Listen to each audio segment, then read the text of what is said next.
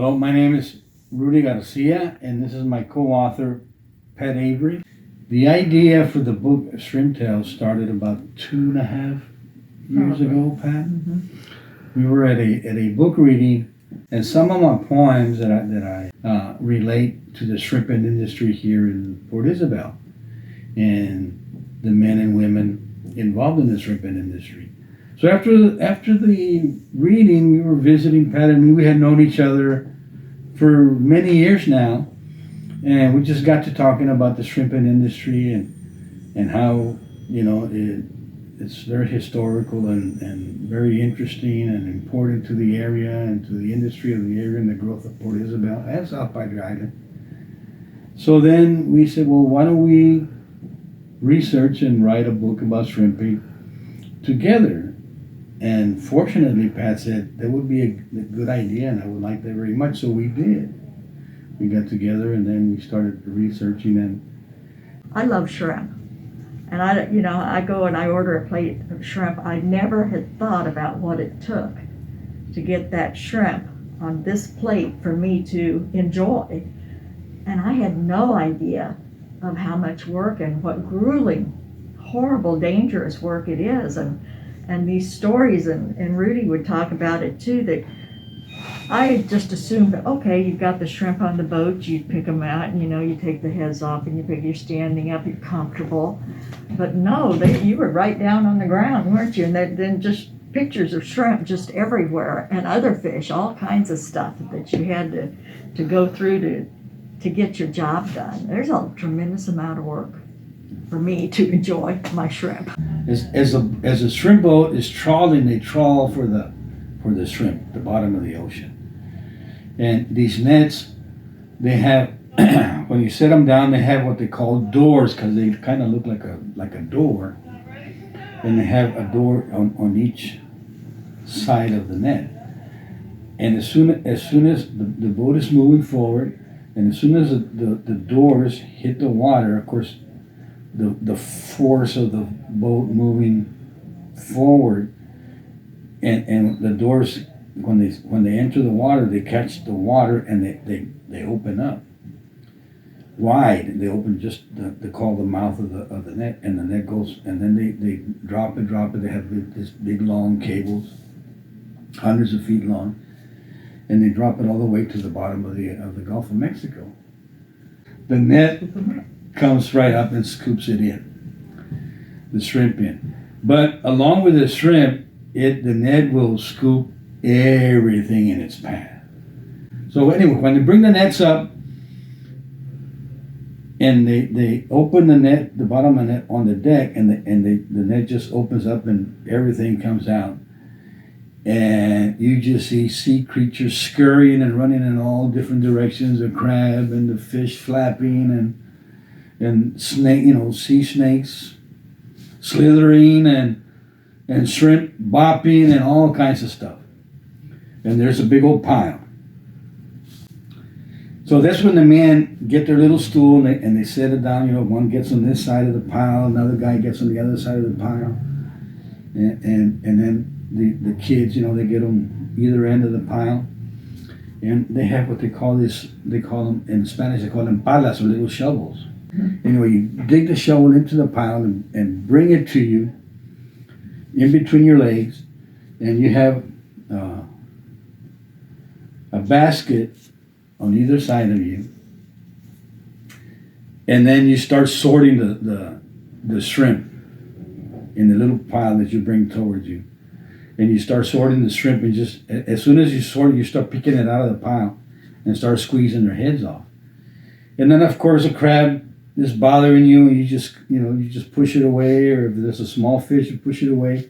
You learn to focus your vision solely on the shrimp, and all you see is shrimp. Although there's all these other creatures around the shrimp, and on top of the shrimp or whatever, you're focused on that shrimp, and you got to get it, and you get it by between the head and the body, and as soon as you grab it, you're squeezing the head off. And then you get 3 or 4 in your hands, and you put it in the basket, and you go back. And then after the little pile that you brought to you, then you see that there's no longer any shrimp there. except, heads and other sea creatures. You take your little shovel and you push it aside, and then you dig into the pile and bring in the next little pile.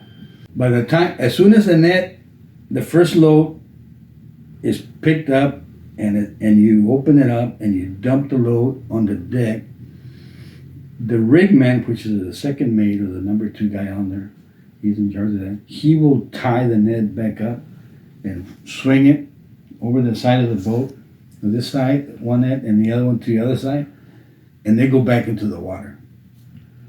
And the pain. One of the things that I remember, besides the torture to your hand, was the lower back pain.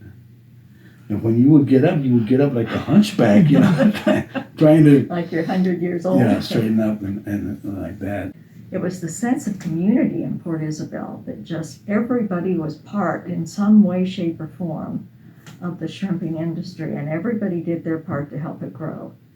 And I think it's very important for girls to know that these were very strong women at a time when women weren't getting much credit. And they ran homes. They were both nurturer and disciplinarian to their kids. They ran their home. They ran the finances. They helped their husbands build their business and buy shrimp boats. And it's an incredible story of togetherness and community. Early, when the shrimp boats would be coming in, not so early, but 8:30 in the morning, usually the foreman of a fish house, he would get on the company pickup, and they would drive up and down the streets of Port Isabel honking their horn, letting the people know that, hey, the shrimp boats are in, and we got lots of shrimp that need to be headed. When we started researching for the book, we wanted it to tell the history of the shrimping industry in Port Isabel and how Port Isabel came to be the shrimp capital of the world at the time, and also to tell the personal story of the men and women that were involved. We did a number of 25 or 30 interviews with people that were in the shrimping industry, most of them older now, but some of them are still shrimping, to get their experience. They had a lot of comments in common about their home life and about the industry and such. We dealt with the government regulations that came in, like the turtle excluder device that we have a photo of, and other regulations and the changes in the industry when the people came from other parts of the country to shrimp here. The shrimping in Mexican waters before the international boundaries were widened so that became impossible for us to do. We wanted to include the entire industry, the entire scope. We talked about the netmen and the mechanics and people that had different parts. We interviewed people that today are in the restaurant business, but at the time, they'd spent their summers out on the shrimp boats as most of the boys do. So I think the complete picture, we dealt with the year that the Vietnamese shrimpers came in and the time that they were here and the problems that arose because of a culture clash and how that they moved to another part of the state.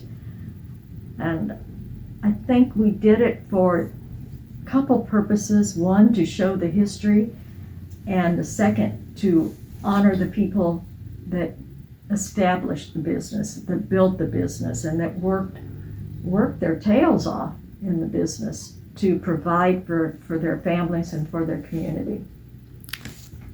And we decided that we would dedicate the book to all of the shrimpers that have lost their lives at sea shrimping, and those that have been lost at sea and that have never been found to this day. I think every family in Port Isabel has been touched by a family member or very close friend that has died at sea, bringing shrimp to Port Isabel or working in the shrimp boats. And some of them have never been found. So we dedicated the book to them.